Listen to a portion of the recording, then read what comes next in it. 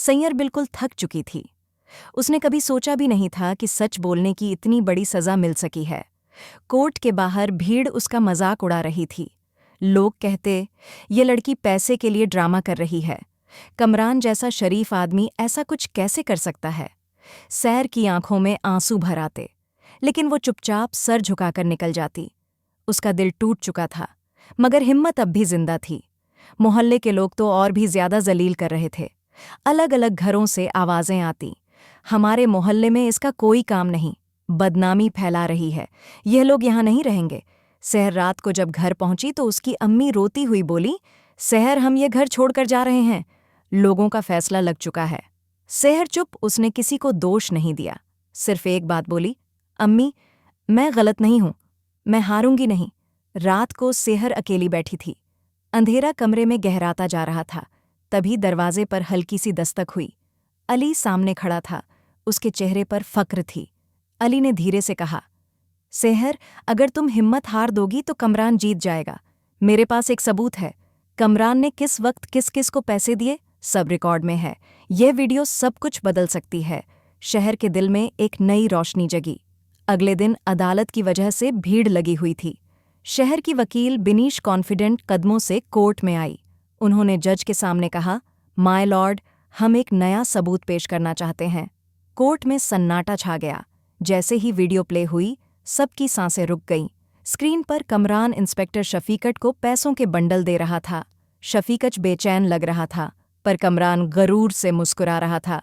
कमरान की आवाज़ रिकॉर्ड में साफ सुनाई दे रही थी, केस बंद हो जाना चाहिए, शहर को चुप कराओ। कोर्ट में फसाद मच गया, लेकिन वकील बुखारी तुरंत उठकर चिल्लाया, माय लॉर्ड, ये झूठ है। आजकल एआई से सब कुछ बनाया जा सकता है। ये फर्जी वीडियो है, इनको हर हाल में झूठा साबित किया जाए। जज ने बीनीश की तरफ देखा। बीनीश ने साफ कहा, माय लॉर्ड, ये फॉरेंसिक लैब से वेरीफाई हो क्योंकि ऑन ओरिजिनल फाइल है। एआई नहीं असली जुर्म का सबूत है। कोर्ट में सबके चेहरों का रंग उड़ चुका था। इसी दौरान मनीषा, जो बेंच के पीछे बैठी थी, रोहित का हाथ जोर से पकड़ती है और धीरे से कहती है, रोहित, अगर तुमने सच नहीं बोला तो मैं खुद अदालत में खड़ी हो जाऊंगी। कमरान जैसा आदमी और कितनी लड़कियों की जिंदगी बर्बाद करेगा। आज नहीं बोला तो कभी नहीं बोल पाओगे। रोहित के चेहरे पर पसीने की बूंदें आ गईं। जज ने उसका नाम पुकारा। रोहित धीरे धीरे कटघरे में जाकर खड़ा हुआ। कमरान उसे घूरते हुए देख रहा था। विनीश ने सीधा सवाल किया, रोहित, क्या कमरान ने शहर को उस रात अपने घर बुलाया था?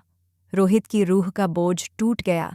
उसने सीधे जज को देखकर कहा, जी हाँ, कमरान ने ही सेहर को घर बुलाया था, और जब उसने मोहब्बत से इनकार किया, कमरान ने उसके साथ जबरदस्ती की। मैंने सब कुछ देखा, पर डर की वजह से चुप रहा। कोर्ट में शौक की लहर दौड़ गई। कमरान का चेहरा सफ़ेद पड़ गया। वो गुस्से में खड़ा होकर चिल्लाया, हाँ, मैंने किया, मैंने ही शहर का रेप किया, क्योंकि मुझे आदत है जीतने की, मुझसे कोई ना नहीं कहता। यह सुनते ही कोर्ट में हंगामा मच गया। जज ने घंटी बजाई और साफ आवाज में फैसला सुनाया, कमरान, आपको सज़ाए मौत सुनाई जाती है। इंस्पेक्टर शफी को रिश्वत लेने के जुर्म में 10 साल की सज़ा और वकील बुखारी को उनके गलत अमल की वजह से वकालत से सस्पेंड किया जाता है। Court is adjourn. शहर की आंखों से आंसू बह गए। इंसाफ का दिन आ चुका था जब वो अदालत से बाहर निकली। मीडिया कैमरे उसके चारों तरफ घूम रहे थे। हर रिपोर्टर एक ही सवाल कर रहा था, शहर, आपका पैगाम क्या है? सेहर ने शांति से कहा, कमरान जैसे लोग तब तक जिंदा रहते हैं जब तक हम चुप रहते हैं। आवाज़ उठाओ, आपको इंसाफ ज़रूर मिलेगा। मैं हर उस औरत के लिए यहाँ खड़ी हूँ जिसे दबाया गया। तभी किरण, कमरान की बीवी, उसके सामने आई। आंखों में आंसू, हाथ में तलाक के पेपर्स। किरण रोती हुई बोली, से मुझे नहीं पता था कमरान इतना नीच इंसान है। आज मैं भी उससे तलाक ले रही हूँ। थोड़ी देर बाद अली उसके पास आकर खड़ा हुआ। उसने धीरे से कहा, से अब तुम आज़ाद हो। अगर तुम चाहो, क्या तुम मुझसे दोबारा जिंदगी शुरू करोगी? सैर की आंखों में आंसू चमक उठे। वह मुस्कुराकर बोली, अली, मैं तैयार हूँ।